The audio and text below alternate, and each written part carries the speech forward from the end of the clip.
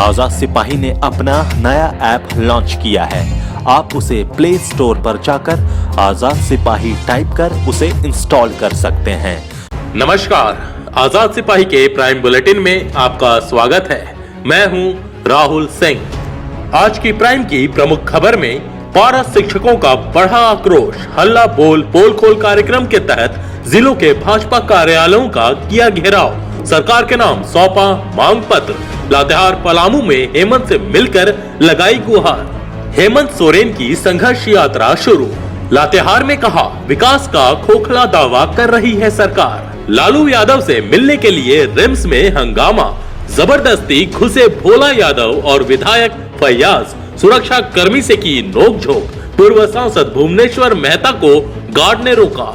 भाजपा की 2 दिवसीय राष्ट्रीय परिषद की बैठक के अंतिम दिन प्रधानमंत्री ने कांग्रेस पर जमकर हमला बोला, कहा विकास के लिए मजबूर नहीं मजबूत सरकार बनाए। सीबीआई के पूर्व निदेशक आलोक वर्मा पर नीरव मोदी और माल्या की मदद का लगा आरोप, सीबीआई करेगी जांच। आज की राजनीतिक हलचल में सीताराम येचुरी बोले चुनाव के बाद तय होगा प्रधानमंत्री का नाम। आज की प्रमुख हेडलाइंस में सीएम रघुवर दास ने किया स्वामी विवेकानंद की प्रतिमा का अनावरण, रमेश सिंह मुंडा हत्याकांड का मुख्य आरोपी भजोहरी सिंह मुंडा गिरफ्तार, मधुबन के जंगल में पुलिस और नक्सलियों के बीच मुठभेड़, लातेहार में नक्सलियों के मंसूबे नाकाम, बड़ी मात्रा में हथियार बरामद। अब सुनते हैं खबर विस्तार से। पारा शिक्षकों का आक्रोश बढ़ता ही जा रहा है। पूर्व निर्धारित कार्यक्रम के तहत हल्ला बोल पोल खोल कार्यक्रम के तहत पारा शिक्षकों ने राज्य के विभिन्न जिलों में भाजपा कार्यालयों का घेराव करते हुए जमकर सरकार विरोधी नारे लगाए। इसके बाद सरकार के नाम मांगों से संबंधित ज्ञापन सौंपा गया। बता दें कि सुबह से ही पारा शिक्षकों का जुटान धनबाद, हजारीबाग, पलामू, लातेहार, गढ़वा, चंदवा और रामगढ़ समेत अन्य जिलों में होने लगा था। धनबाद में जिला परिषद मैदान से सैकड़ों की संख्या में पारा शिक्षक एकजुट होकर रणधीर वर्मा चौक तक आए। यहां से हीरापुर भाजपा कार्यालय पहुंचे। वहां से भाजपा कार्यालय के आगे सड़क पर ही पारा शिक्षक बैठ गए। वहीं रामगढ़ में एकीकृत पारा शिक्षक संघर्ष मोर्चा के बैनर तले भाजपा जिला कार्यालय के समक्ष धरना प्रदर्शन किया गया। इसके बाद एकीकृत पारा शिक्षक संघर्ष मोर्चा ने मुख्यमंत्री के नाम भाजपा जिला कार्यालय जाकर जिला अध्यक्ष को ज्ञापन सौंपा।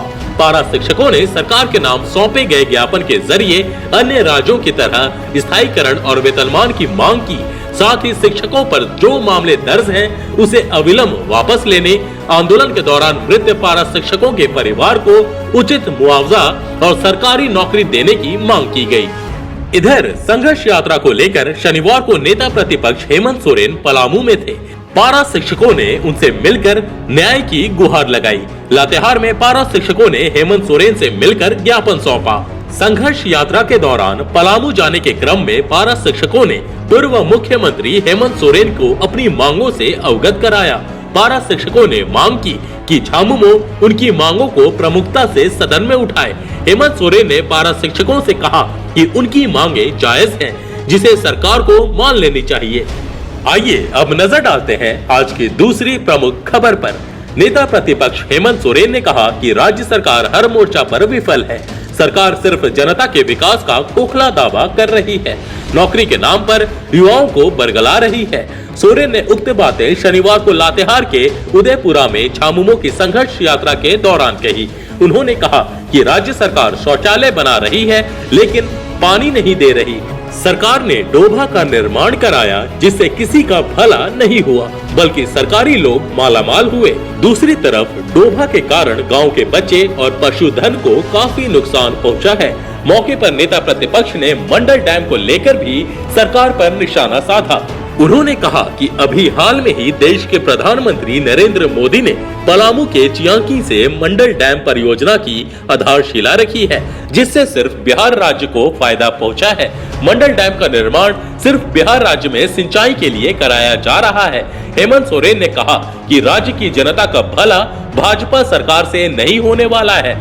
वर्तमान सरकार का संचालन दिल्ली से हो रहा है, जिसे हम बर्दाश्त नहीं करेंगे।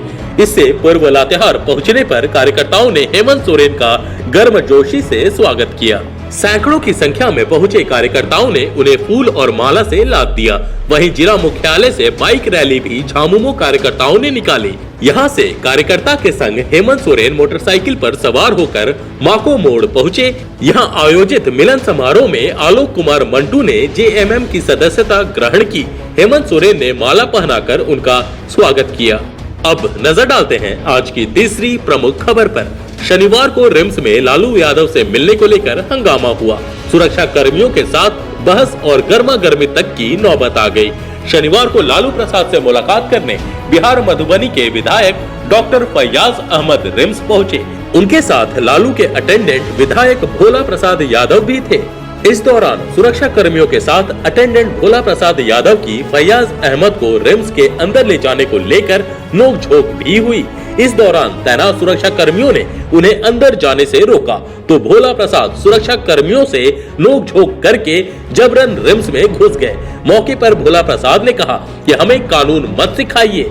सुरक्षा कर्मियों ने कहा कि लालू से मिलने के लिए अभी तक किसी का नाम क्लियर नहीं हुआ है। हजारीबाग के पूर्व सांसद भुवनेश्वर मेहता लालू से मुलाकात करने पहुंचे। पहले पुलिस के जवान ने उन्हें अंदर जाने से रोक दिया, बाद में इजाजत मिलने के बाद अंदर जाने दिया। उनके अलावा वाम दल नेता सीताराम येचुरी भी लालू प्रसाद से मिले। अब नजर डालते हैं आज की चौथी प्रमुख खबर पर। प्रधानमंत्री नरेंद्र मोदी ने कहा कि देश के इतिहास में पहली बार ऐसी सरकार है जिस पर भ्रष्टाचार के आरोप नहीं है।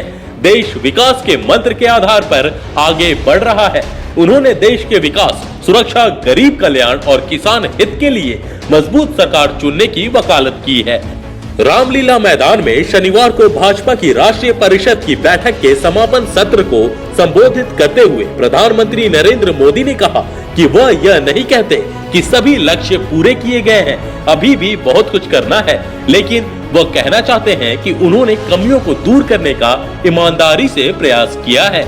चुनौतियां चाहे जितनी भी बड़ी हों, प्रयास उतने ही ईमानदार होंगे। राम मंदिर के संदर्भ में मोदी ने कहा कि अयोध्या मुद्दे पर कांग्रेस अपने वकीलों के माध्यम से न्याय प्रक्रिया में बाधा पहुंचा रही है। कांग्रेस नहीं चाहती है कि इस मसले का हल निकले। विपक्षी दलों के महागठबंधन पर तंज कसते हुए मोदी ने कहा कि जो राजनीतिक दल एक जमाने में कांग्रेस के तौर तरीकों को सही नहीं मानते थे, वे आज एकजुट हो रहे हैं। आइए अब नजर डालते हैं आज की पांचवी प्रमुख खबर पर। सीबीआई के पूर्व निदेशक आलोक वर्मा की परेशानी जल्द खत्म होने का नाम नहीं ले रही है। केंद्रीय सतर्कता आयोग ने उनके खिलाफ 6 आरोपों को लेकर जांच शुरू कर दी है। इनमें बैंकों को करोड़ों रुपए का चूना लगाने वाले आरोपी नीरव मोदी, विजय माल्या और एयरसेल के पूर्व प्रमोटर सी शिवशंकरन के खिलाफ जारी हुए लुकआउट सर्कुलर के आंतरिक ईमेल को लीक करने का आरोप भी शामिल है। मीडिया रिपोर्ट के अनुसार सीवीसी ने सरकार को नए आरोपों को लेकर सूचित किया है। वर्मा के खिलाफ ये शिकायतें भ्रष्टाचार निरोधी इकाई की जांच रिपोर्ट से मिली है। ये शिकायतें पिछले साल 12 नवंबर को सुप्रीम कोर्ट में जमा कराई गई रिपोर्ट के बाद मिली है। आइए अब नजर डालते हैं आज की राजनीतिक हलचल पर।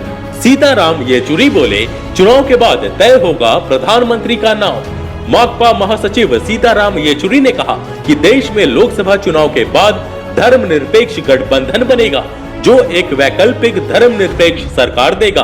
उन्होंने कहा कि चुनाव के बाद ही यह तय होगा कि कौन प्रधानमंत्री बनेगा। उन्होंने कहा कि राहुल गांधी भी प्रधानमंत्री हो सकते हैं। येचुरी शनिवार को माकपा कार्यालय में पत्रकारों से बातचीत कर रहे थे। उन्होंने केंद्र सरकार पर निशाना साधते हुए देश के संसदीय संस्थाओं को नष्ट करने का आरोप लगाया। अब नजर डालते हैं आज की प्रमुख हेडलाइंस पर। सीएम रघुवर दास ने किया स्वामी विवेकानंद की प्रतिमा का अनावरण। अब विवेकानंद सरोवर के नाम से जाना जाएगा रांची का बड़ा तालाब। मुख्यमंत्री रघुवर दास ने शनिवार को रांची के बड़ा तालाब में स्वामी विवेकानंद की 33 फीट ऊंची प्रतिमा का अनावरण किया। मौके पर मुख्यमंत्री ने कहा कि स्वामी विवेकानंद ने भारत को विश्व गुरु बनाने का सपना देखा था। यह तभी संभव है जब देश के हर गरीब के चेहरे पर मुस्कान आए। सीएम ने कहा कि बड़ा तालाब का नाम स्वामी विवेकानंद सरोवर होगा। रमेश सिंह मुंडा हत्याकांड का मुख्य आरोपी भजोहरी सिंह मुंडा गिरफ्तार। विधायक रमेश सिंह मुंडा हत्याकांड का मुख्य आरोपी और नक्सली कुंदन पाहन का कथित मामा भजो हरि सिंह मुंडा गिरफ्तार हो गया है। उसे एनआईए की रायपुर टीम ने गिरफ्तार किया है। एनआईए द्वारा दी गई जानकारी के मुताबिक भजो हरि सिंह मुंडा लंबे समय से फरार चल रहा था। उसके खिलाफ गैर जमानती वारंट भी जारी था। इससे पहले एनआईए 31 मार्च 2018 को रमेश सिंह मुंडा हत्याकांड के मामले में मुख्य आरोपी के तौर पर उसके खिलाफ चार्जशीट दाखिल कर चुकी है। मधुबन के जंगल में पुलिस और नक्सलियों के बीच मुठभेड़। मधुबन थाना क्षेत्र के कुबरी जंगल के पास से सुरक्षा बलों और नक्सलियों के बीच मुठभेड़ हुई।